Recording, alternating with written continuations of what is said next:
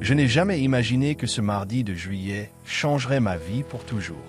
La journée a commencé comme n'importe quelle autre. Je suis sorti tôt de mon cabinet en ville après avoir fini avec les derniers patients du matin. La chaleur était étouffante et le ciel ressemblait à un drap blanc étendu au-dessus de nos têtes. Je conduisais sur la vieille route qui relie la capitale au village de l'intérieur. Quand quelque chose m'a fait ralentir. À quelques mètres du pont, il y avait deux figures assises près d'un poteau électrique. Une femme âgée avec une robe fleurie décolorée et à ses côtés un homme d'âge avancé avec un chapeau de paille, tous deux entourés de sacs en tissu usé et d'une petite valise qui semblait avoir connu de meilleurs jours. Quelque chose dans cette scène m'a oppressé le cœur. Ce n'était pas normal de voir des personnes de cet âge sous le soleil, brûlant sans aucune protection. J'ai arrêté la voiture sur le bas-côté et je suis descendu. La poussière s'est soulevée avec mes pas et quand je me suis approché, j'ai pu voir leur visage clairement. Elle avait les yeux rougis et les joues sillonnées de larmes séchées. Lui gardait le regard fixé sur le sol comme s'il cherchait des réponses dans l'asphalte chaud. « Bonjour », leur ai-je dit d'une voix douce, en essayant de ne pas les effrayer. « Vous allez bien? Avez-vous besoin d'aide ?» La femme a levé le regard lentement et dans ses yeux, j'ai vu quelque chose qui m'a brisé l'âme. Un mélange de honte, de douleur et d'une résignation que aucun être humain ne devrait porter. Elle a mis quelques secondes à répondre et quand elle l'a fait, sa voix a sonné brisée comme du cristal qui se brise en 1000 morceaux. « Mes enfants nous ont laissés ici, docteur. Ils ont dit qu'ils reviendraient, mais 2 heures sont déjà passées et ils ne reviennent pas. J'ai senti que l'air s'échappait de mes poumons. Comment était-il possible que quelqu'un abandonne ses propres parents de cette manière ?» L'homme à ses côtés a enfin parlé d'une voix rauque, chargée d'une tristesse infinie. « Ne vous embêtez pas, madame. Ils viendront ou peut-être pas. De toute façon, nous sommes déjà un fardeau pour tout le monde. » Ces mots m'ont traversé comme des aiguilles. Un fardeau. Comment pouvaient-ils se sentir ainsi, les personnes qui avaient donné toute leur vie pour leurs enfants? Je me suis agenouillé devant eux et j'ai pris les mains de la femme entre les miennes. « Écoutez-moi bien, leur ai-je dit en les regardant dans les yeux. Vous n'êtes un fardeau pour personne et je ne vais pas vous laisser ici. Tout de suite, je vais vous emmener dans un endroit sûr. » L'homme a hésité et j'ai vu dans son regard la trace de quelqu'un qui a été trahi tant de fois qu'il ne peut plus faire confiance à personne. Mais la femme a serré ma main avec une force inattendue et a murmuré « Merci, ma fille. Que Dieu te bénisse. » Avant de continuer cette histoire qui va t'émouvoir jusqu'aux larmes, n'oublie pas de liker et de nous laisser un commentaire en nous disant de quel pays tu nous suis. Tu nous suis du Mexique, d'Espagne, d'Argentine. Nous adorerions savoir d'où tu nous regardes, parce que ces histoires sont pour nous toutes qui savons ce que signifie l'amour vrai et la valeur de la famille. Maintenant, continuons avec ce qui s'est passé ensuite. Parce que ce que j'ai découvert ce jour-là a changé ma façon de voir le monde pour toujours. Je les ai aidés à monter dans la voiture avec leurs quelques biens. La femme s'accrochait à un sac en tissu comme s'il contenait le trésor le plus précieux du monde. L'homme portait cette petite valise avec un soin exagéré, et j'ai remarqué que dans la poche de sa chemise, il portait une enveloppe jaunie qu'il protégeait avec le bras. Pendant le trajet vers l'hôpital régional, j'ai essayé de les faire parler pour les distraire de la douleur. Ils m'ont dit qu'ils s'appelaient Béatrice et Ernesto. Ils étaient mariés depuis 53 ans. Elle avait été institutrice en primaire dans le village jusqu'à ce que ses genoux ne lui permettent plus de rester debout toute la journée. Lui avait travaillé dans la construction, en bâtissant des maisons et des bâtiments de ses propres mains, jusqu'à ce que son dos dise « assez ». Ils ont élevé 4 enfants, leur ont donné une éducation, des valeurs et tout l'amour que 2 cœurs peuvent donner. Mais 3 de ces enfants s'étaient révélés être un reflet déformé de ce qu'ils avaient semé. Seule la plus petite, Lucia, qui vivait à l'étranger, maintenait un contact constant. Elle envoyait de l'argent quand elle pouvait et appelait, chaque semaine sans faute. Quand il parlait d'elle, les yeux des 2 s'illuminaient d'un éclat spécial qui contrastait avec la tristesse profonde qu'ils traînaient. Nous sommes arrivés à l'hôpital et pendant que les infirmières s'occupaient de Béatrice, qui était déshydratée et avec une pression dangereusement haute, je me suis assise à côté d'Ernesto dans la salle d'attente. Il s'accrochait toujours à cette valise et à l'enveloppe qu'il gardait sur la poitrine. « Don Ernesto, lui, ai-je dit doucement, pouvez-vous me raconter ce qui s'est passé exactement ?» Il a respiré profondément et a commencé à relater d'une voix entrecoupée. Nous vivions avec notre fils aîné Fernando et sa femme depuis 2 ans. Au début, tout semblait fonctionner, mais peu à peu ont commencé les reproches. Que nous gênions, ou que nous dépensions trop, que nous ne servions plus à rien. Chaque jour était une nouvelle humiliation. Docteur. Il nous traitait comme de vieux meubles qui prennent de la place. Ce matin, Fernando nous a dit qu'il nous emmènerait visiter une hacienda magnifique où nous pourrions vivre tranquilles. Nous nous sommes enthousiasmés comme des enfants. Nous pensions qu'il nous valorisait enfin.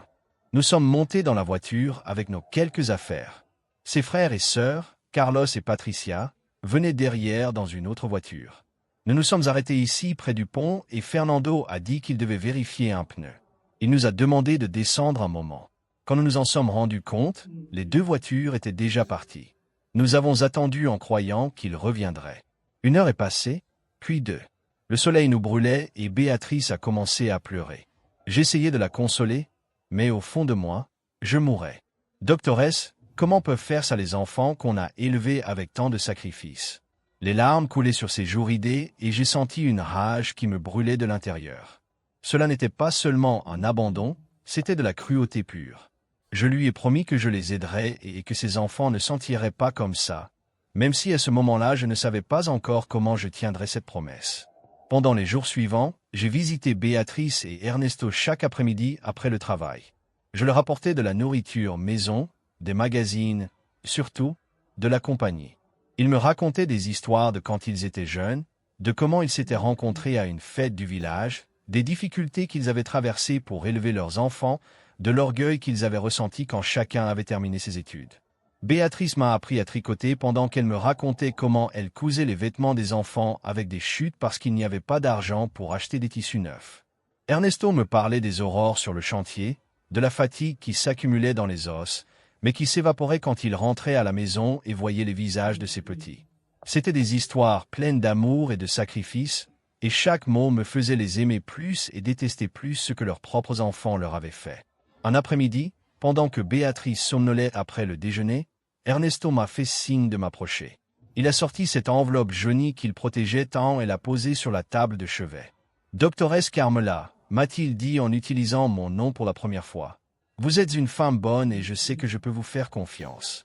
Ce que je garde ici est important, très important, mais je ne peux pas encore vous le montrer. Je veux juste que vous sachiez que ça existe et que quand le moment viendra, vous saurez quoi faire. » Ces mots m'ont intrigué profondément, mais j'ai respecté sa décision. J'ai acquiescé et je lui ai assuré qu'il pouvait compter sur moi pour ce dont il avait besoin.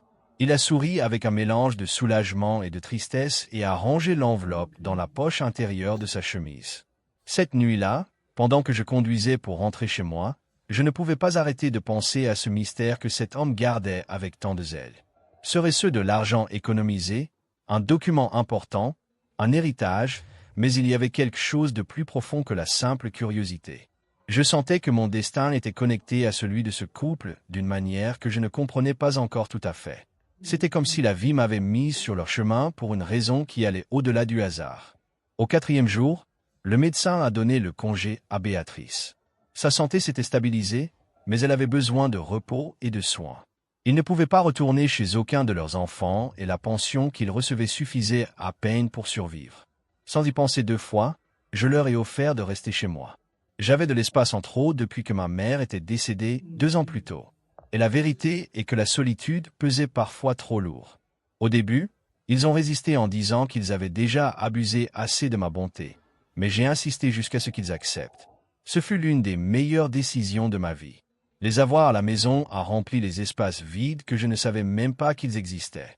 Béatrice s'occupait des plantes du jardin que je négligeais toujours par manque de temps. Ernesto réparait les choses qui se cassaient et que je laissais pour plus tard. Les repas avaient à nouveau le goût du foyer. Les après-midi se remplissaient de conversations profondes et de rires sincères. C'était comme si j'avais récupéré les parents que la vie m'avait enlevés trop tôt. Mais la paix a duré peu parce qu'au 10e jour, Fernando est apparu. Il est arrivé dans une voiture luxueuse avec un costume cher et un air préoccupé. Il a sonné à la porte avec insistance jusqu'à ce que j'ouvre. « Bonjour, madame. Je suis Fernando, le fils de Béatrice et Ernesto. J'ai appris qu'ils sont ici et je viens les voir. » Il y avait quelque chose dans son ton qui m'a mis en garde, une fausseté qui se sentait à des kilomètres. Je l'ai fait entrer et j'ai appelé ses parents. Quand Béatrice l'a vu, elle a pâli et s'est accrochée au bras de son époux. Ernesto, en revanche, s'est raidi comme une statue. La rencontre a été inconfortable et tendue. Fernando essayait de se montrer repentant. Papa, maman, pardonnez-moi. Ce qui s'est passé était un malentendu. Nous avons eu peur et nous sommes partis en pensant que vous aviez trouvé un moyen de rentrer. Nous vous avons cherché partout. Mensonge. Mensonge et honte que personne des présents n'a gobé. Béatrice pleurait en silence pendant qu'Ernesto le regardait avec un mélange de douleur et de déception. « Fils, lui a-t-il dit enfin d'une voix ferme. Tu nous as abandonnés sur la route en connaissance de cause. Tu nous as laissés sous le soleil comme si nous étions des ordures et maintenant tu viens avec des mensonges. » Fernando s'est nerveux et alors il a montré son vrai visage. « Écoutez, vous êtes vieux, vous ne pouvez pas vous débrouiller seul. Je viens vous ramener à la maison, où vous serez mieux soigné. » J'ai intervenu immédiatement. « Don Fernando, vos parents sont très bien ici et ils n'iront nulle part sauf s'ils le décident. » Il m'a regardé avec mépris. « Et vous, qui êtes-vous pour vous mêler des affaires de famille ?» Une docteure qui sait reconnaître la maltraitance quand elle la voit. Lui ai-je répondu sans baisser le regard. Il est parti en claquant la porte. Mais avant de partir, il a lancé une menace à peine voilée. « Cela ne va pas en rester là. Je reviendrai avec mes frères et sœurs et nous verrons qui a raison. » Quand il est parti, Béatrice s'est effondrée en pleurant. Ernesto tremblait de rage contenue et j'ai su que la bataille ne faisait que commencer cette nuit-là. Pendant que nous dînions tous les trois en silence, Ernesto a enfin parlé. « Doctoresse Carmela, le moment est venu que vous sachiez la vérité. » Il a sorti l'enveloppe jaunie et l'a posée sur la table. Béatrice a acquiescé avec des larmes aux yeux. « Ouvrez-la, a-t-il dit avec solennité. Avec des mains tremblantes, j'ai déplié le vieux papier et ce que j'ai lu m'a laissé sans souffle. C'était un acte notarié, le document légal de propriété d'une ferme de 30 hectares située en périphérie du village, des terres fertiles avec de l'eau propre et une grande maison en adobe. Mais ce qui m'a choqué n'était pas l'étendue ni la valeur qu'elle devait avoir, mais le nom qui apparaissait comme unique propriétaire. Lucia Hernandez Moral, la fille cadette qui vivait à l'étranger. Béatrice a parlé d'une voix entrecoupée. Il y a 5 ans, quand la santé d'Ernesto a empiré et que les dépenses médicales nous ont laissé ruiner, nous étions sur le point de perdre la ferme que nous avions achetée avec le travail de toute une vie. Lucia, qui travaillait comme infirmière aux États-Unis, a envoyé toutes ses économies, a payé les dettes et a sauvé la propriété. Mais nous avons vu l'ambition dans les yeux de nos autres enfants. Nous savions que dès que nous mourions, ils se disputeraient ces terres sans se soucier de rien d'autre. Alors, avec l'aide d'un notaire ami, nous avons tout mis au nom de Lucia. Elle ne le sait même pas parce que nous voulions que ce soit une surprise quand elle reviendrait. Les autres enfants croient que la ferme est toujours à notre nom et c'est pour ça qu'ils nous ont traités avec un minimum de considération pendant des années. Mais maintenant qu'ils nous ont abandonnés en pensant que nous mourions seuls sur la route, ils sont sûrement déjà en train de planifier comment se partager l'héritage. Ernesto a continué d'une voix ferme malgré les larmes. C'est pour ça que je gardais ce document, docteur. C'est la preuve que la justice existe et que l'amour vrai trouve toujours sa récompense. Lucia mérite ses terres parce qu'elle a été la seule qui ne nous a jamais abandonnés, la seule qui nous appelait même si elle était à des milliers de kilomètres, la seule qui envoyait de l'argent même quand elle passait elle-même des difficultés. Elle est notre vraie fille. Je suis resté sans mots pendant de longues minutes en traitant cette révélation. Finalement, j'ai demandé, « Lucia, sait-elle ce qui s'est passé? Sait-elle que ses frères et sœurs vous ont abandonné ?» Béatrice a secoué la tête. Nous ne voulions pas l'inquiéter. Elle a sa vie là-bas, son travail, ses responsabilités. Mais je crois que le moment est venu de lui dire la vérité. J'ai acquiescé et j'ai pris une décision. Demain même, nous l'appellerons et nous lui raconterons tout. Elle a le droit de savoir et vous avez besoin de l'avoir près de vous. Cette nuit-là, j'ai à peine dormi en pensant à tout ce que j'avais découvert, la méchanceté de certains enfants ingrats, la bonté infinie de parents qui continuaient à protéger même ceux qui les avaient trahis, et l'amour inconditionnel d'une fille qui, de loin, avait été le vrai soutien de cette famille. Le lendemain matin, nous avons passé l'appel. Il était 18 heures en Californie quand Lucia a répondu de sa voix douce et chaleureuse. « Maman, papa, vous allez bien ?» Béatrice a essayé de parler, mais elle s'est brisée. C'est Ernesto qui, d'une voix ferme, lui a tout raconté. L'abandon, la route, mon apparition, la trahison de ses frères et sœurs, le silence de l'autre côté de la ligne était déchirant. Quand Lucia a enfin parlé, sa voix était chargée de larmes et de fureur contenue. « J'arrive. Je prendrai le premier vol disponible. Ne bougez pas d'où vous êtes. Dites à cette docteure que je lui serai éternellement reconnaissante. » J'arriverai après-demain. Quand nous avons raccroché, Béatrice et Ernesto se sont embrassés en pleurant de soulagement. Et j'ai senti une chaleur dans la poitrine. Cette famille brisée commençait à guérir. 2 jours plus tard, je suis allé à l'aéroport chercher Lucia. Je l'ai reconnue parce qu'elle avait les mêmes yeux bons de sa mère et le même front large de son père.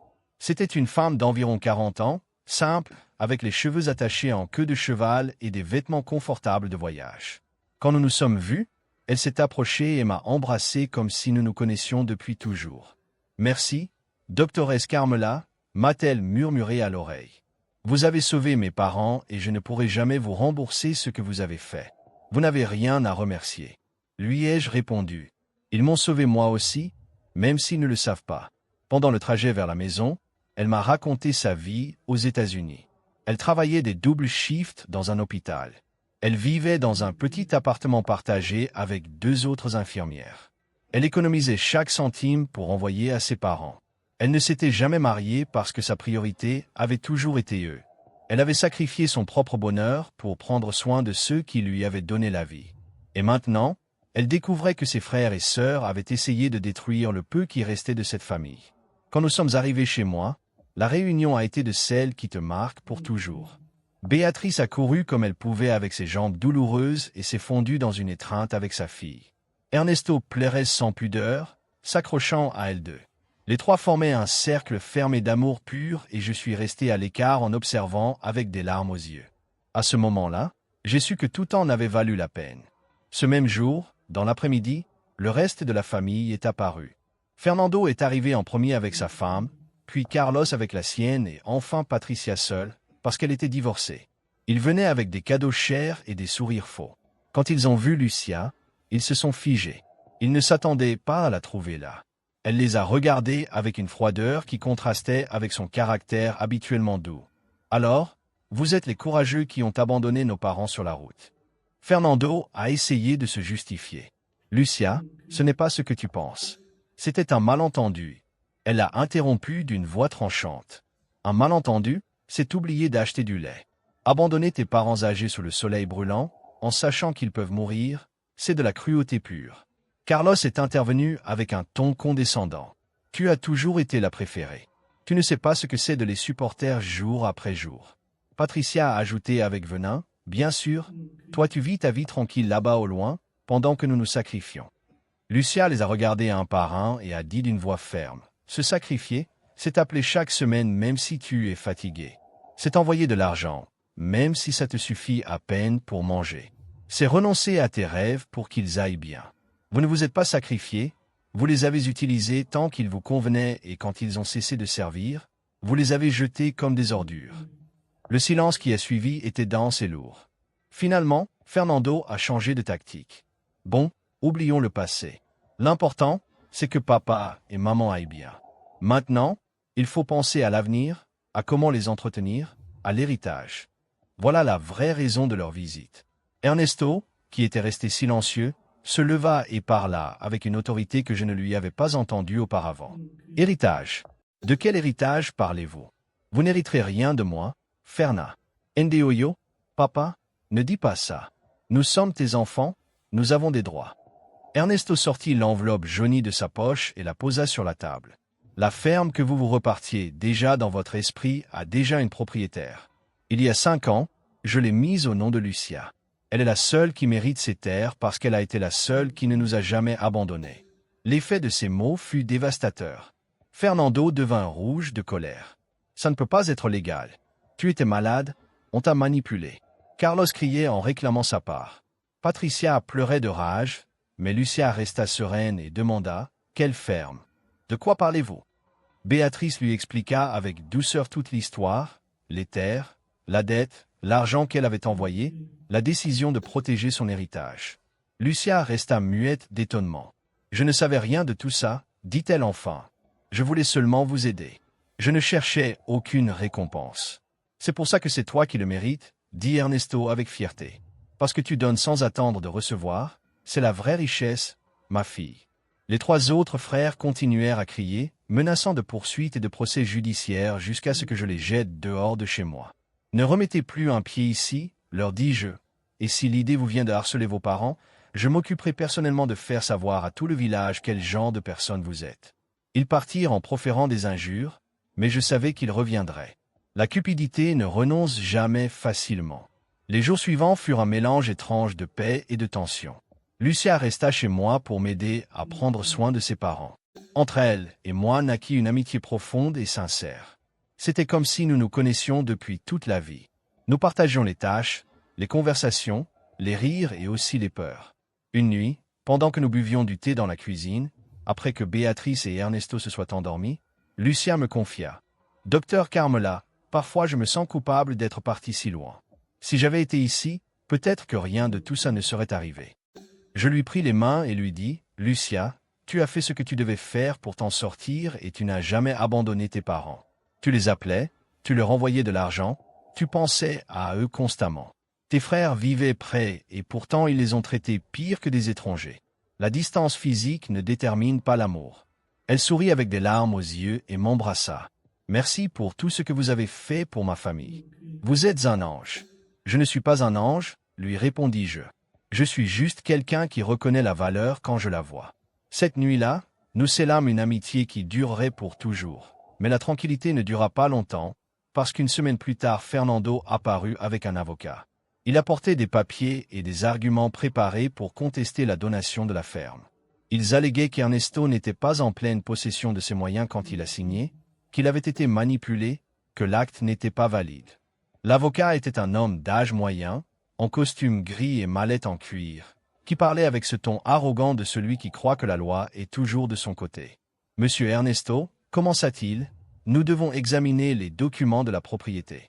Il y a des incohérences qui doivent être clarifiées. » Ernesto le regarda fixement et répondit avec calme. « Les seules incohérences ici sont les enfants que j'ai élevés. » L'avocat continua imperturbable. « Je comprends votre irritation, mais la loi est claire. Si vous n'étiez pas en conditions mentales adéquates, j'intervins immédiatement. Je suis docteur et je peux certifier que don Ernesto est parfaitement lucide. De plus, le notaire qui a établi l'acte a aussi laissé constance de cela. Ou allez-vous questionner un professionnel avec 40 ans d'expérience ?» L'avocat hésita. Fernando l'interrompit. « C'est un vol. Ces terres sont à toute la famille. » Lucia, qui était restée silencieuse, parla enfin. « Fernando, si la famille t'importait tant, tu n'aurais pas abandonné papa et maman sur la route. Ce qui s'est passé ici était justice. Papa a protégé ce qui était sien et l'a mis entre les mains de celle qui a prouvé le mériter.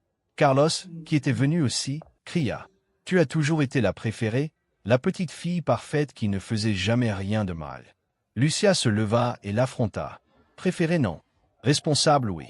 Pendant que vous vous préoccupiez d'hériter, moi je me préoccupais de les maintenir en vie. » La discussion monta en ton jusqu'à ce que Béatrice frappe la table avec force, une force inattendue pour sa fragilité. « Assez » cria-t-elle avec des larmes coulant sur ses joues. « Assez maintenant. Pendant des années, j'ai supporté vos mépris, vos humiliations, vos manques de respect parce que vous étiez mes enfants et une mère pardonne toujours. Mais ça c'est trop. Vous nous avez laissés mourir sur la route. Comprenez-vous ce que ça signifie? Vous nous avez condamnés à mort par cupidité et maintenant vous venez réclamer des droits. Vous n'avez pas de honte. » Patricia essaya de s'approcher de sa mère. « Maman, pardonne-nous. Nous avons commis une erreur. » Béatrice l'arrêta de la main. « Une erreur, c'est oublier une date. Ce que vous avez fait, c'était tenter de nous assassiner. Et ne venez pas avec des larmes fausses parce que je n'y crois plus. » Ces mots tombèrent comme une sentence finale. L'avocat essaya de dire quelque chose de plus. Mais Ernesto se leva et avec une voix ferme leur ordonna « Dehors d'ici, hors de notre vue et de nos vies, si vous revenez à harceler Lucia ou essayez de lui prendre ce qui est sien, j'irai personnellement à la police et je raconterai au monde entier ce que vous avez fait. » Fernando, Carlos et Patricia sortirent en silence, vaincus. L'avocat les suivit en marmonnant quelque chose sur des poursuites futures, mais nous savions tous que c'était une menace vide. Quand ils partirent, l'atmosphère dans la maison changea complètement. C'était comme si un nuage sombre s'était dissipé et que la lumière entrait enfin. Cette nuit-là, nous dînâmes tous les 5 ensemble. Béatrice, Ernesto, Lucia, son petit-fils de 6 ans qui était arrivé la veille depuis la Californie et moi, ce fut un dîner simple de soupe, riz et poulet mijoté, mais rempli d'amour et de gratitude. L'enfant qui s'appelait Matteo demanda avec innocence « Grand-mère, pourquoi pleures-tu si nous sommes tous ensemble et heureux ?» Béatrice l'embrassa et lui dit « Je pleure de bonheur, mon amour. Je pleure parce que parfois quand tout semble perdu, Dieu envoie des anges pour nous sauver. » Elle me regarda en disant cela et je secouai la tête. « L'ange, c'est ta fille, Béatrice. Moi, j'ai juste fait ce que n'importe quelle personne avec un cœur aurait fait. » Cette nuit-là, après avoir couché Matteo, Lucia et moi sortîmes dans le jardin. Le ciel était étoilé et l'air frais apportait une odeur de jasmin. Elle me confia qu'elle avait pris une décision. Je vais revenir au Mexique pour toujours. Mes parents ont besoin de moi et moi d'eux. De plus, je suis fatigué de vivre loin de ma terre. Je lui dis que ça me semblait une décision courageuse et correcte. « Et ton travail ?» demandai-je. « J'en trouverai ici ?» répondit-elle. « Je suis une bonne infirmière et il y a toujours des hôpitaux qui ont besoin de personnel. De plus, j'ai la ferme que je ne savais même pas qu'elle existait. Peut-être que je peux faire quelque chose avec ces terres, semer, cultiver, donner un meilleur avenir à mon fils. » Je lui proposai de l'aider avec les démarches et les contacts dont elle pourrait avoir besoin. Elle accepta reconnaissante. Nous scellâmes notre engagement avec une étreinte. Et je sus à ce moment-là que cette famille avait trouvé son chemin de retour vers le bonheur. Les semaines passèrent et la vie trouva un rythme paisible. Lucia obtint un travail à l'hôpital où je travaillais.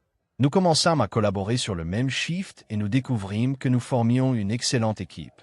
Pendant ce temps, Béatrice et Ernesto récupéraient des forces jour après jour. L'amour de leur fille et la paix qu'ils avaient trouvée chez moi opérèrent des miracles sur leur santé. Ernesto recommença à marcher sans canne et Béatrice récupéra l'éclat dans les yeux. Nous décidâmes de faire une visite à la fameuse ferme qui avait causé tant de remue-ménage. Un samedi matin, nous partîmes tous ensemble dans mon camion. Par le chemin de terre qui y menait, le voyage dura presque 1 heure, mais chaque minute en valait la peine. Quand nous arrivâmes, je restai sans voix. La propriété était belle. 30 hectares de terre fertile avec un ruisseau qui les traversait, des arbres fruitiers partout, un terrain plat parfait pour cultiver. Et au centre, une grande maison en adobe avec un toit de tuiles rouges. Elle avait besoin de réparation, mais la structure était solide. Lucia descendit du camion et resta debout à regarder tout cela avec des larmes aux yeux. « C'est à moi ?» demanda-t-elle incrédule. Ernesto posa sa main sur l'épaule de sa fille et dit avec fierté, « C'est à toi, ma petite. Nous l'avons acheté il y a 25 ans avec le salaire que je gagnais dans la construction. Nous rêvions de nous y retirer, ta mère et moi, cultiver des légumes, élever des poules, vivre en paix nos dernières années. Mais la vie nous a menés par d'autres chemins. Maintenant cet endroit est à toi pour que tu réalises tes propres rêves. » Béatrice ajouta, « Et quand nous ne serons plus là, ce sera la maison de ton fils, un héritage d'amour, pas de cupidité. » Lucia s'embrassa avec ses parents et les 3 pleurèrent ensemble. Moi, je m'éloignais un peu pour leur donner de l'intimité et j'en profitais pour explorer la propriété avec le petit Matteo. L'enfant courait entre les arbres excité. « Regarde, docteur Carmela, il y a des mangues et des goyaves et ce sont des oranges. Ici, je pourrais avoir un chien et jouer toute la journée. » Sa joie était contagieuse et pour la première fois depuis longtemps, je sentis que la vie avait un sens, que toute la douleur et l'injustice que nous avions affrontées en valaient la peine pour arriver à ce moment de bonheur parfait. Nous revînmes auprès des autres et trouvâmes Ernesto en train d'ouvrir la porte de la maison avec une vieille clé rouillée. Nous entrâmes tous avec prudence parce que nous ne savions pas dans quel état serait l'intérieur après tant de temps abandonné. Mais à notre surprise, la maison était en meilleur état que prévu. Les meubles étaient couverts de draps blancs que Béatrice commença à enlever avec l'aide de Lucia. Apparut un sofa en bois noble, une grande table de salle à manger, des chaises anciennes mais solides, un buffet avec des assiettes en céramique peintes à la main. Tout avait ce charme des choses faites pour durer, pour être héritées, pour raconter des histoires.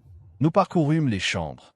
Il y avait 4 chambres spacieuses avec de grandes fenêtres qui laissaient entrer la lumière du soleil. La cuisine avait un poêle à bois ancien, mais fonctionnel. Le sol était en carreaux rouges faits à la main, chacun légèrement différent de l'autre.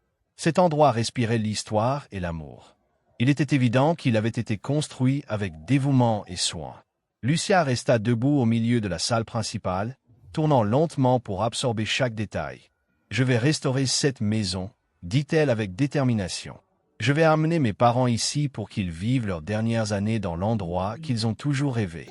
Et Matteo grandira en courant dans ses champs, apprenant à aimer la terre, connaissant d'où il vient. » Ernesto et Béatrice se regardèrent avec les yeux brillants. « Fille, tu n'as pas à faire ça, dit Béatrice. Nous sommes bien où nous sommes. Lucia secoua la tête. Si, je dois le faire, maman. Vous méritez de vivre en paix, entouré de beauté et de tranquillité après tout ce que vous avez souffert.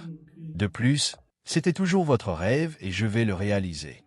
À ce moment-là, je sentis une vague d'émotion qui me traversa la poitrine. Cette femme qui avait tant sacrifié, maintenant était disposée à sacrifier encore plus pour le bonheur de ses parents. Je m'approchai d'elle et lui dis, « Lucia, je vais t'aider. Je connais des maçons honnêtes, des charpentiers habiles, des électriciens de confiance.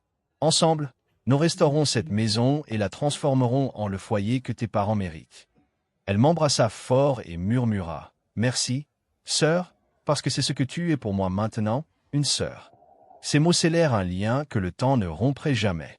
Les mois suivants furent de travail intense mais gratifiant. Chaque week-end, nous allions à la ferme et travaillions sur les réparations. J'embauchais les meilleurs ouvriers que je connaissais et supervisais personnellement chaque détail. Lucia utilisa une partie de ses économies et moi j'apportais aussi sans qu'elle le sache, disant aux ouvriers de facturer moins que convenu et payant moi la différence. La maison prit vie peu à peu. Nous peignîmes les murs de couleur chaude. Nous réparâmes le toit. Nous installâmes un système d'eau potable. Nous arrangeâmes l'installation électrique. Nous restaurâmes les sols en carreaux. Nous ponçâmes et vernîmes les meubles anciens. Nous plantâmes des fleurs dans le jardin et des arbres nouveaux qui donneraient de l'ombre et des fruits. Béatrice et Ernesto venaient avec nous et bien qu'ils ne puissent pas faire de travaux lourds, ils s'occupaient des tâches plus délicates. Elle cousait de nouveaux rideaux avec des tissus colorés. Lui réparait les clôtures en bois avec l'habileté que conservaient encore ses mains. Matteo aidait aussi à sa manière, ramassant des pierres, nettoyant des outils, apportant de l'eau fraîche aux ouvriers. Ces samedis devinrent les jours les plus heureux de nos vies. Nous travaillions sous le soleil, rions, partagions des repas simples assis sur l'herbe et à la fin de la journée, nous contemplions le coucher du soleil depuis le porche tout en planifiant ce que nous ferions la semaine suivante. Je ne m'étais jamais senti partie d'une vraie famille jusqu'à ce moment.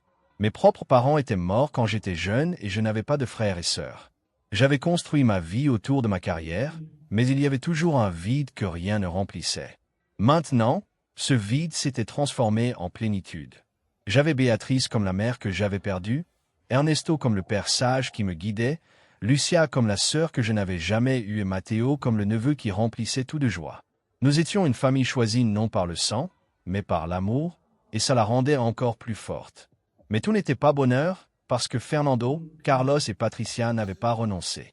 Ils engagèrent un autre avocat et présentèrent une plainte formelle, alléguant que la donation de la ferme avait été frauduleuse.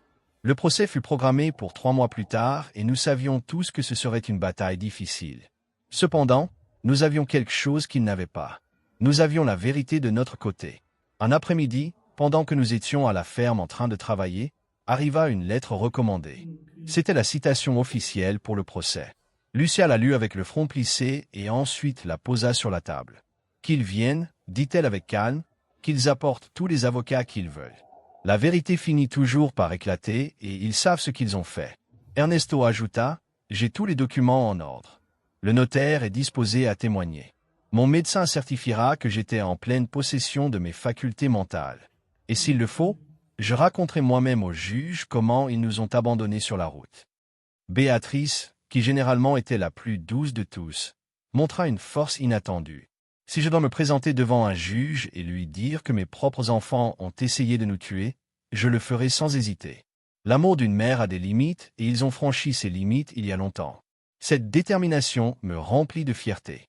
C'étaient des personnes qui avaient été piétinées, humiliées et trahies, mais elles n'étaient pas brisées. Elles s'étaient relevées plus fortes que jamais et étaient disposées à lutter pour ce qui était juste. Le jour du procès arriva. C'était un lundi gris de ceux où le ciel semble sur le point de pleurer. Nous nous présentâmes tôt au tribunal, tous habillés de nos meilleurs vêtements, mais sans prétention. Fernando, Carlos et Patricia arrivèrent avec leurs avocats, tous en costumes chers et attitudes arrogantes. Le contraste était évident. Ils ressemblaient à des entrepreneurs réussis.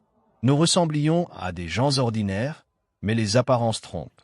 Et ce jour-là, il se démontra que la vérité n'a pas besoin de s'habiller de luxe pour briller. Le procès commença avec les avocats de la partie plaignante, présentant leurs arguments. Ils alléguèrent qu'Ernesto avait été manipulé par Lucia, qui selon eux avaient profité de son absence pour se gagner la faveur des parents. Ils dirent que la donation s'était faite quand le vieil homme était malade et vulnérable, qu'il n'avait pas eu de conseil légal adéquat, que c'était un acte de vengeance contre les enfants aînés. Chaque accusation était plus absurde que la précédente, mais l'avocat les présentait avec tant de conviction que par moments je m'inquiétais. Cependant, quand ce fut notre tour, tout changea.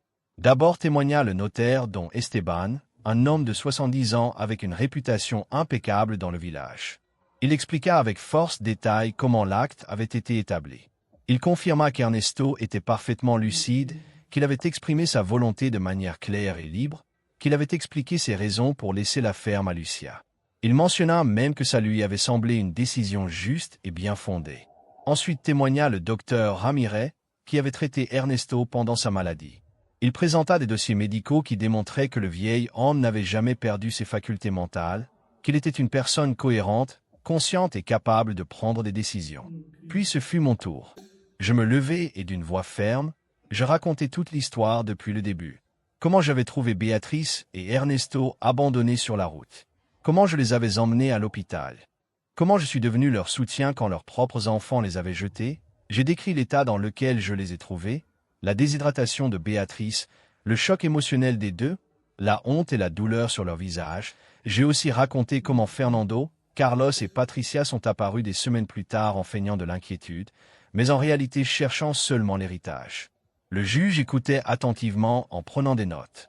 Quand j'ai terminé mon témoignage, l'avocat de la partie plaignante a essayé de me discréditer. « Mademoiselle docteur, dit-il avec un ton condescendant, n'est-ce pas vrai que vous avez bénéficié économiquement de cette situation, que vous avez établi une relation proche avec la famille en espérant une rétribution ?»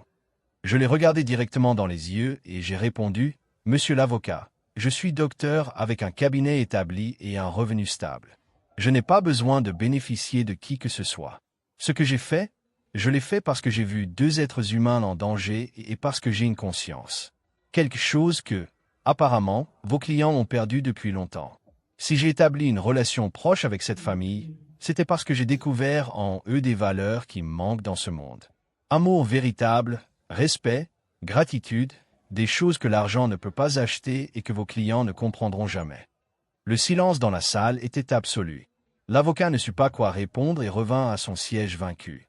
Ensuite est arrivé le moment que nous attendions tous. Béatrice et Ernesto ont témoigné ensemble.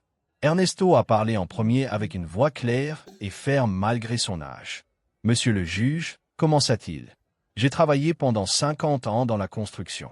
J'ai élevé des maisons, des bâtiments, des ponts. Mes mains ont construit la moitié de ce village. Avec cet argent, j'ai entretenu ma famille. J'ai donné une éducation à mes 4 enfants et j'ai acheté cette ferme qui est maintenant l'objet du litige. J'ai toujours rêvé que mes enfants l'héritent et la soignent, mais 3 d'entre eux ont démontré que seul les intéressait la valeur monétaire, pas la sentimentale. Ma fille Lucia, en revanche, n'a jamais rien demandé. Elle est partie à l'étranger, non parce qu'elle voulait s'éloigner, mais parce qu'ici il n'y avait pas d'opportunité. Elle a travaillé dur, envoyé de l'argent chaque mois, appelé chaque semaine. Quand j'ai été malade et que les dettes nous étouffaient, elle a envoyé ses économies sans hésiter. Elle a sauvé la ferme que maintenant ses frères veulent lui arracher. C'est pour ça que j'ai décidé de la mettre à son nom parce qu'elle le méritait, parce qu'elle a démontré un amour véritable. Et si mes autres enfants ne sont pas d'accord, c'est leur problème. Ils ont eu 50 ans pour démontrer qu'ils m'aimaient et la seule chose qu'ils ont démontrée était la cupidité. Il fit une pause, respira profondément et continua.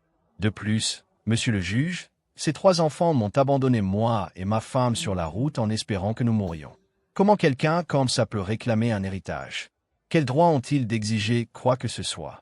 L'impact de ces mots fut dévastateur.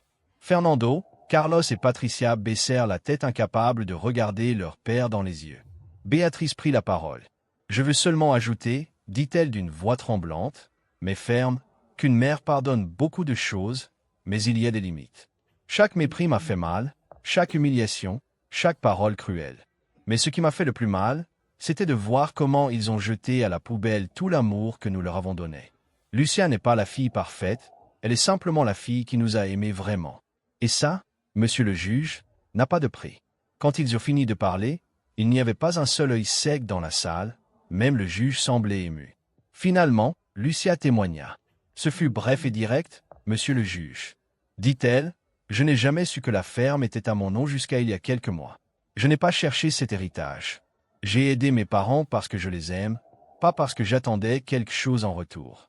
Si le tribunal décide que je dois partager la propriété avec mes frères, je l'accepterai. Mais je veux que ce soit clair qu'ils ont abandonné nos parents sur la route et c'est un fait qu'aucun avocat ne peut nier. Le juge demanda un répit de 2 heures pour délibérer. Ces 2 heures furent les plus longues de nos vies. Nous attendîmes dans un petit café près du tribunal sans parler beaucoup.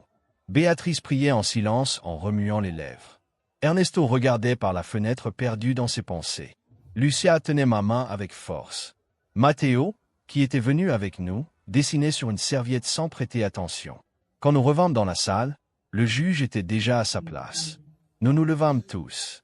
Après avoir examiné tous les témoignages et documents, commença le juge, je suis arrivé à une conclusion. La donation de la ferme au nom de Lucia Hernandez Moral est complètement légale et valide. Monsieur Ernesto était en pleine possession de ses facultés mentales quand il a pris cette décision et il avait tout le droit de disposer de sa propriété comme il lui semblait le mieux. De plus, les témoignages présentés démontrent que les plaignants Fernando, Carlos et Patricia ont commis un acte d'abandon grave contre leurs parents, fait qui par lui seul disqualifie tout réclame moral qu'ils pourraient avoir. Par conséquent, le jugement se résout en faveur de la défenderesse. La ferme restera au nom de Lucia Hernandez Moral, et il est ordonné aux plaignants de payer les frais du jugement. Affaire close, il frappa le marteau et tout se termina. Nous nous embrassâmes tous en pleurant de bonheur et de soulagement. Fernando, Carlos et Patricia sortirent de la salle sans regarder en arrière, vaincus et honteux. Ils avaient perdu non seulement l'héritage, mais aussi le respect et la dignité. Dehors du tribunal, nous célébrâmes discrètement. Ce n'était pas le moment de se vanter, mais de gratitude. Ernesto embrassa Lucia et lui dit « Je suis fier de toi, ma fille. » Béatrice ajouta « La justice de Dieu ne manque jamais. » Moi, je souris seulement en pensant qu'effectivement la justice avait triomphé et que l'amour avait vaincu la cupidité. Les mois qui suivirent furent de reconstruction dans tous les sens. Nous terminâmes de restaurer la maison de la ferme et elle resta belle. Les murs blancs avec des détails en bleu, les fenêtres avec des rideaux de couleur que Béatrice avait cousus, le jardin plein de fleurs et de plantes aromatiques, les arbres fruitiers bien entretenus promettant des récoltes abondantes. Quand tout fut prêt, nous organisâmes une petite fête d'inauguration. Nous invitâmes les voisins du village, les travailleurs qui avaient aidé, le notaire don Esteban, le docteur Ramirez et quelques infirmières de l'hôpital. Ce fut un après-midi précieux plein de musique, de nourriture et de rire. Béatrice et Ernesto marchaient dans leur maison en touchant les murs comme s'ils ne pouvaient pas croire que c'était réel. « C'était notre rêve », disait Ernesto avec des larmes aux yeux. « Et grâce à vous, il s'est réalisé. » Lucia avait décidé de quitter son travail à l'hôpital de la ville pour se dédier à cultiver la terre. Elle sema des légumes, des légumineuses et des fleurs. Elle commença à élever des poules et planta plus d'arbres fruitiers. Peu à peu, la ferme se convertit en un lieu productif et beau. Matteo grandissait heureux en courant dans les champs, apprenant à soigner les plantes, à ramasser les œufs. C'était un enfant différent de celui qui était arrivé de Californie, plus connecté avec la nature, plus tranquille, plus heureux. Moi, je continuais à les visiter chaque week-end et souvent je restais dormir. Ma maison en ville commença à se sentir vide et froide, comparée à la chaleur de cette famille. Un après-midi, pendant que nous buvions du thé sur le porche de la maison, Béatrice me dit « Docteur Carmela, vous aussi êtes partie de cette famille. Cette maison est autant la vôtre que la nôtre. » Ernesto ajouta « Sans vous, rien de tout ça n'aurait été possible. Vous nous avez sauvé la vie, vous nous avez rendu la dignité, vous nous avez donné une famille. » Lucia prit ma main et dit « Sœur, pourquoi ne t'installes-tu pas avec nous? Ici, il y a de l'espace en trop. Tu pourras avoir ta propre chambre, ton propre espace et nous serions tous ensemble. » La proposition me prit par surprise, mais quand j'y pensais bien, je me rendis compte que c'était exactement ce que mon cœur avait besoin. J'acceptai avec des larmes de bonheur. Le mois suivant, je vendis ma maison de la ville, je gardai mes choses les plus précieuses et je m'installai à la ferme. Ce fut la meilleure décision de ma vie. Là, je trouvais ce que j'avais cherché sans le savoir. Une famille vraie, un but, un foyer. Je continuais à travailler à l'hôpital, mais maintenant je rentrais chaque après-midi dans un lieu plein de vie et d'amour. Nous dînions tous ensemble à la grande table de la salle à manger.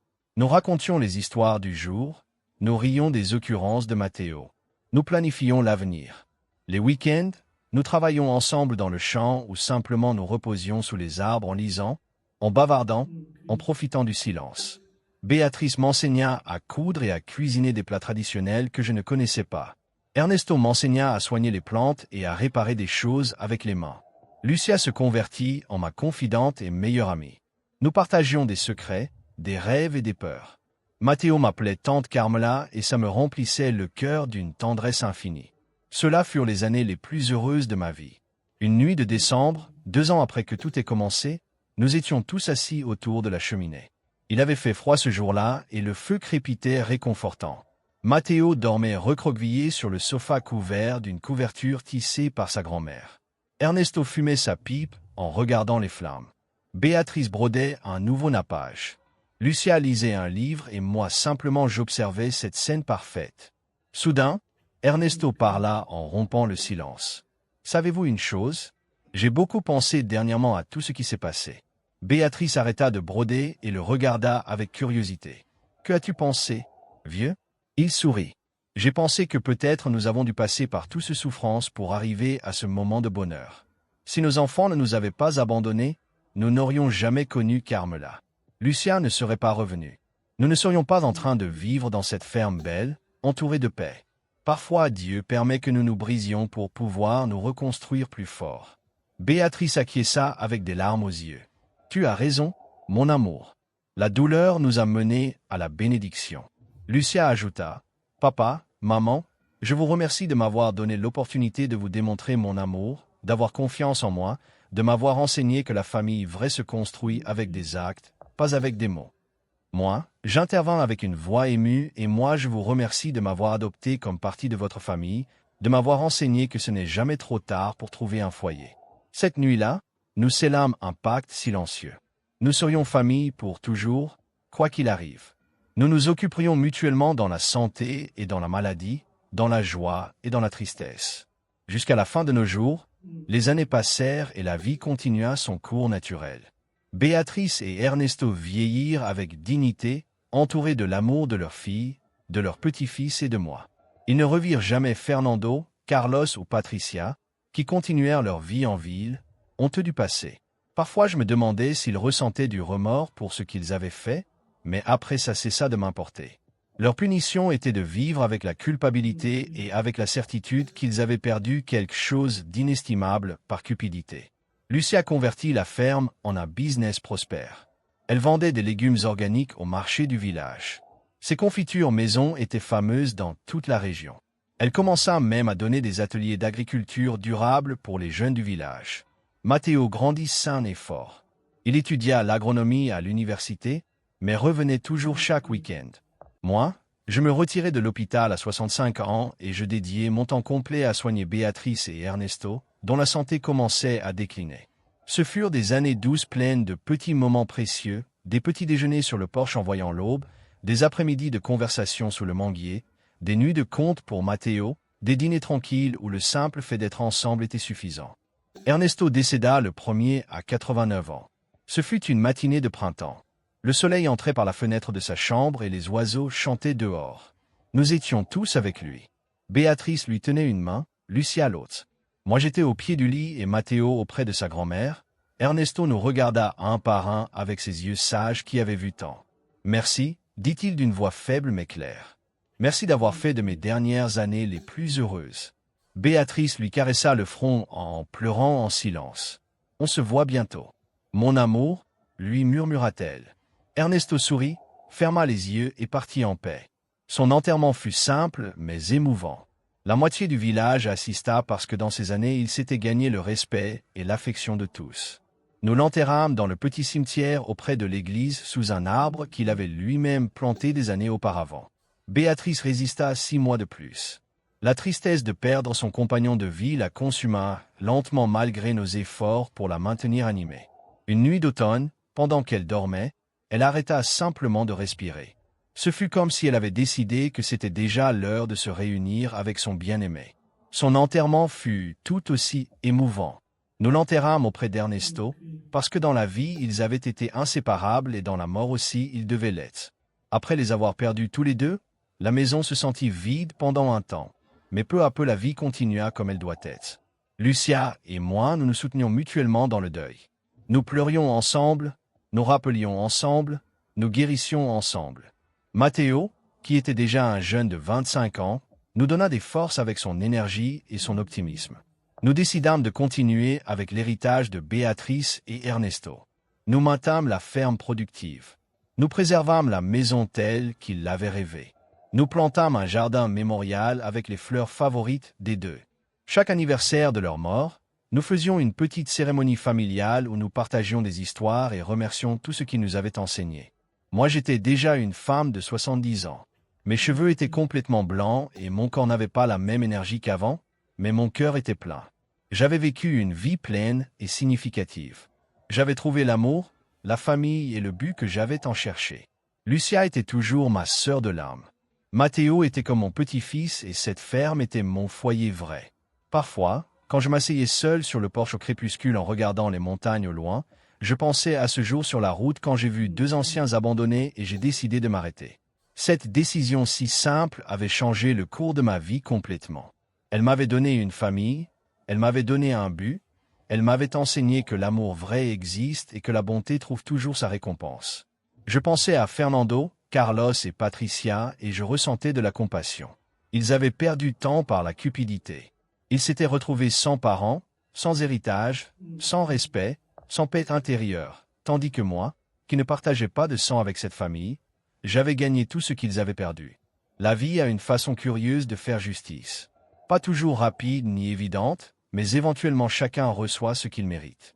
Ceux qui aiment sont aimés, ceux qui donnent reçoivent, ceux qui sèment la bonté récoltent le bonheur. Un jour d'été, quand j'avais 75 ans et que ma santé commençait à faiblir, Lucia organisa une réunion familiale. Elle invita tous ceux qui avaient été partis de notre histoire. 20 d'anciens voisins, des compagnons de l'hôpital, les travailleurs qui avaient aidé à restaurer la maison, dont Esteban, le notaire, déjà très âgé, le docteur Ramirez, retraité comme moi, des amis du village. C'était une célébration de la vie de tout ce que nous avions construit ensemble. Matteo avait amené sa petite amie, une fille douce appelée Adriana, qui me rappelait Béatrice.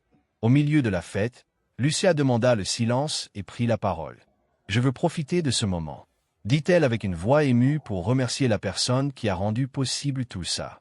La docteure Carmela non seulement a sauvé mes parents cet après-midi sur la route, elle nous a sauvés tous. Elle m'a donné une famille, elle a donné à mon fils une grand-mère, à mes parents elle a rendu la dignité. À moi elle m'a enseigné ce que signifie l'amour inconditionnel. Tous applaudirent et moi je ne pus contenir les larmes. Je me levai avec difficulté, en m'appuyant sur ma canne et je répondis, « Je n'ai sauvé personne. Vous m'avez sauvé moi. Vous m'avez donné ce dont j'avais le plus besoin. Amour, appartenance, but. Cette famille m'a enseigné que ce n'est jamais trop tard pour recommencer, que l'amour vrai ne dépend pas du sang, mais du cœur, que la justice, bien qu'elle tarde, arrive toujours et que la bonté a toujours sa récompense. » Matteo s'approcha et m'embrassa. Tante Carmela dit, « Tu es la preuve qu'il existe encore des anges sur la terre. » Je niai de la tête en souriant. « Je ne suis pas un ange, Matteo, seulement une femme qui a décidé de faire ce qui était correct et cette décision m'a donné la vie la plus belle que j'aurais pu imaginer. » La fête continua jusqu'à la nuit. Il y eut de la musique, de la nourriture, de la danse et beaucoup d'histoires partagées. Quand tous partirent et que nous restâmes seulement Lucia, Matteo, Adriana et moi, assis sur le porche sous les étoiles, je sentis une paix profonde. J'avais vécu bien, j'avais aimé bien, j'avais laissé un legs de bonté, c'était tout ce qui importait. Je décédai un an plus tard, aussi une matinée de printemps, comme Ernesto. J'étais entouré de ma famille choisie. Lucia me tenait la main gauche, Matteo la droite. Adriana était au pied du lit, en pleurant doucement. Les dernières pensées qui traversèrent mon esprit furent de gratitude. Je remerciais Dieu de m'avoir mise sur cette route ce jour de juillet. Je remerciais d'avoir eu le courage de m'arrêter. Je remerciais pour chaque moment partagé avec cette famille merveilleuse. Ma dernière vision avant de fermer les yeux fut l'image de Béatrice et Ernesto. Jeunes de nouveau souriants, m'attendant et je sus que j'allais à la maison. Ils m'enterrèrent dans le cimetière auprès d'eux, parce que je l'avais demandé dans mon testament. Je voulais reposer auprès des personnes qui avaient été ma vraie famille. Sur ma pierre tombale, Lucia fit graver une phrase simple, mais significative. Ici repose Carmela, la femme qui s'est arrêtée. Ces mots disaient tout. Ma vie avait eu un sens parce que, à un moment crucial, j'avais décidé de m'arrêter au lieu de continuer. J'avais décidé d'aider au lieu d'ignorer. J'avais décidé d'aimer au lieu de fermer mon cœur. Des années plus tard, quand Lucia était déjà une personne âgée et que Matteo avait ses propres petits-enfants, l'histoire continuait à être racontée. Les enfants s'asseyaient autour de leur arrière-grand-mère et lui demandaient de leur raconter encore une fois l'histoire de comment la famille s'était formée. Lucia, avec une voix tremblante à cause de l'âge, mais ferme dans l'émotion, relatait tout depuis le début. Elle leur parlait de l'abandon, de la douleur sur la route, de la docteure qui était apparue comme un miracle, de la lutte pour la justice, des années heureuses sur la ferme. Les enfants écoutaient avec les yeux grands ouverts et à la fin, ils posaient toujours la même question. Arrière-grand-mère, et qu'est-il arrivé aux oncles méchants? Lucia souriait avec tristesse. Les oncles méchants, comme vous les appelez, ont vécu le reste de leur vie avec de la culpabilité et du regret. Ils n'ont jamais été heureux parce que l'argent qu'ils cherchaient ne leur a pas apporté la paix. Ils ont appris trop tard qu'il y a des choses plus importantes que la richesse, l'amour, la famille, la dignité. Mais à ce moment-là, il était déjà trop tard. Ils avaient perdu tout ce qui importait et la morale. Enfant, demandait un arrière-petit-enfant. Lucia respirait profondément et répondait, « La morale est que vous devez toujours traiter vos parents avec amour et respect, que vous ne devez jamais laisser la cupidité détruire ce que vous avez de plus sacré, que vous devez être comme la tante Carmela qui s'est arrêtée quand d'autres auraient continué, que vous devez choisir l'amour sur l'argent, la bonté sur la cruauté, la justice sur la convenance. Ce sont les leçons que mes parents et la tante Carmela m'ont enseignées et que je vous enseigne à vous. » La ferme continua à être le cœur de la famille pendant des générations. Matteo l'hérita et la soigna avec le même amour que sa mère. Quand il vieillit, il la passa à son fils aîné, qui la valorisa aussi et la protégea. Chaque génération apprenait l'histoire, connaissait le sacrifice, comprenait l'héritage. La maison se conservait presque identique à comme Béatrice et Ernesto l'avaient rêvé, avec quelques améliorations modernes, bien sûr, mais en maintenant son essence, le jardin mémorial, où reposaient les cendres des fleurs favorites des grands-parents, se maintenait impeccable. Chaque printemps fleurissait en une explosion de couleurs qui semblait célébrer la vie. Le vieux portefeuille en cuir qu'Ernesto gardait avec tant de zèle se conservait dans une vitrine en cristal dans la salle principale, avec l'enveloppe jaunie qui avait contenu l'acte de la ferme, non pour sa valeur matérielle, mais pour ce qu'elle représentait. C'était le symbole de la justice, de l'amour vrai et de l'importance de protéger ce qui est juste. Les visiteurs qui arrivaient à la maison demandaient toujours sur ces objets. Et alors commençait à nouveau le récit de comment une famille brisée s'était reconstruite plus forte que jamais. 50 ans passèrent depuis ce jour sur la route et l'histoire s'était convertie en légende dans le village.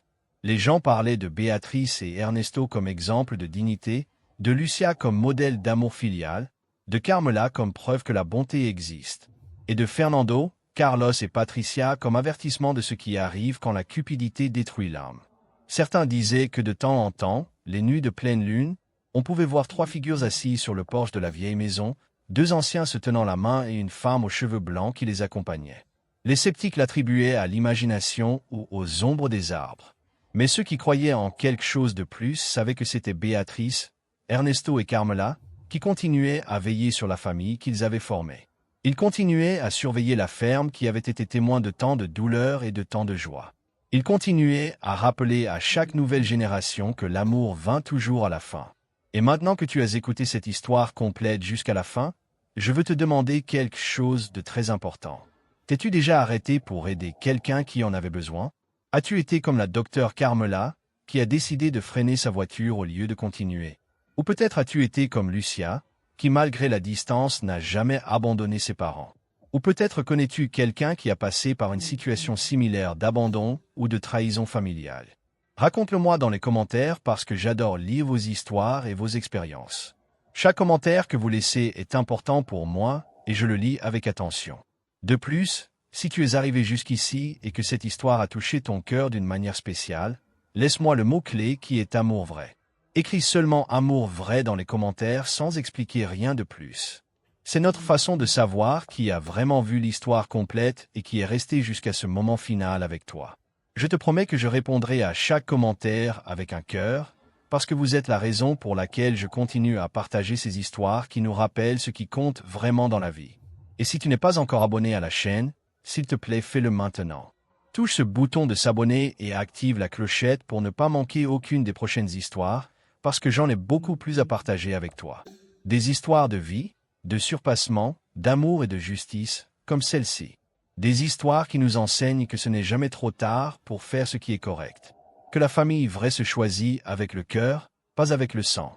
Que la bonté trouve toujours sa récompense, bien que parfois elle tarde à arriver. Souviens-toi aussi de liker cette vidéo parce que ça m'aide énormément à ce que plus de personnes puissent trouver ces histoires et peut-être quelqu'un qui passe par une situation difficile trouve de l'espoir dans ces mots. Peut-être quelqu'un qui se sent abandonné ou trahi lit ça et comprenne qu'il n'est pas seul, qu'il y a de la lumière au bout du tunnel, que la vie nous donne toujours des deuxièmes opportunités quand on s'y attend le moins. Avant de me dire au revoir, je veux laisser quelques réflexions finales sur cette histoire que nous venons de partager. Premièrement, que l'âge ne doit jamais être une excuse pour traiter quelqu'un avec mépris ou comme si c'était un fardeau. Béatrice et Ernesto étaient des personnes valables, pleines d'expérience, de sagesse et d'amour. Ils méritaient du respect et des soins, pas l'abandon. Deuxièmement, que la vraie richesse n'est pas dans les propriétés ou l'argent, mais dans les relations que nous construisons. Fernando, Carlos et Patricia ont perdu ce qui était le plus valable en poursuivant des biens matériels. Troisièmement, que tu ne dois jamais sous-estimer le pouvoir d'un acte de bonté. Quand Carmela a décidé de s'arrêter cet après-midi-là, elle ne savait pas qu'elle changeait non seulement la vie de deux anciens, mais aussi la sienne propre. Un simple geste de compassion s'est converti en une famille entière et en un legs qui durerait des générations. Quatrièmement, que la justice, bien qu'elle tarde parfois, arrive toujours. Elle peut ne pas être immédiate, elle peut nous obliger à lutter pour elle. Mais à la fin, la vérité sort toujours à la lumière et chacun reçoit ce qu'il mérite. Cinquièmement, que le pardon est puissant, mais ne signifie pas permettre qu'on continue à te blesser. Béatrice et Ernesto ont pardonné à leurs enfants pour leur propre paix intérieure, mais ils ont aussi établi des limites et protégé ce qui était juste. Le pardon n'est pas synonyme d'être naïf ou de permettre l'abus. Sixièmement, que la famille vraie se démontre dans les moments difficiles, pas dans les bons temps. N'importe qui peut être présent quand tout va bien, mais seulement ceux qui aiment vraiment restent quand arrivent les tempêtes. Lucia a démontré être une vraie famille depuis la distance avec ses appels, sa préoccupation, son soutien constant, tandis que ses frères, qui vivaient près, ont démontré être des étrangers avec de mauvaises intentions. Septièmement, que ce n'est jamais trop tard pour trouver ta place dans le monde. Carmela était une femme solitaire qui pensait que sa vie était déjà définie.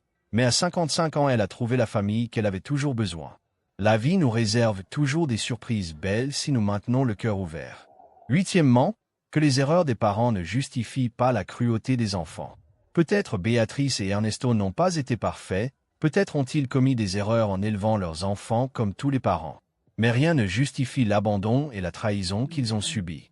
L'imperfection humaine n'est pas une excuse pour la cruauté. Neuvièmement, que les choses matérielles vont et viennent, mais l'amour vrai est éternel. La ferme aurait pu se perdre, la maison aurait pu s'écrouler, mais l'amour qui a uni cette famille choisit à transcender tout le matériel et à continuer même après la mort. Et dixièmement, que chaque décision que nous prenons a des conséquences. Fernando, Carlos et Patricia ont pris la décision d'abandonner leurs parents et cette décision leur a coûté tout ce qu'ils avaient. Carmela a pris la décision de s'arrêter et d'aider et cette décision lui a donné tout ce dont elle avait besoin. Nos choix définissent qui nous sommes et quel type de vie nous allons vivre. Cette histoire nous enseigne aussi quelque chose de très important sur le vieillissement et comment nous traitons nos aînés dans la société moderne. Nous vivons dans une culture qui souvent jette les personnes âgées, qui les voit comme un fardeau plutôt que comme un trésor de sagesse et d'expérience. Béatrice et Ernesto avaient tant à offrir encore, tant d'histoires à raconter, tant de leçons à enseigner, tant d'amour à donner. Mais 3 de leurs enfants ne voyaient que des bouches à nourrir, de l'espace qu'ils occupaient, de l'argent qu'ils dépensaient. Cette mentalité est dangereuse et destructrice. Nos aînés méritent d'être honorés, respectés, soignés et valorisés. Ils nous ont donné la vie, nous ont élevés, ont sacrifié leurs rêves pour les nôtres. Le minimum que nous pouvons faire est de nous assurer que leurs dernières années soient dignes et pleines d'amour. De plus, pense à l'exemple que nous donnons à nos propres enfants quand nous traitons mal nos parents. Nous leur enseignons que quand nous vieillirons, ils peuvent nous traiter de la même manière. La roue tourne toujours et ce que tu sèmes est ce que tu récoltes. Fernando, Carlos et Patricia termineront probablement abandonnés par leurs propres enfants parce que c'était l'exemple qu'ils leur ont donné. Tandis que les descendants de Lucia apprendront la valeur de l'amour familial et s'occuperont de leurs aînés avec respect et affection. Pense aussi au thème des héritages, parce que cette histoire a beaucoup à nous enseigner à ce sujet. C'est triste, mais comment que les familles se détruisent par des disputes d'argent et de propriété.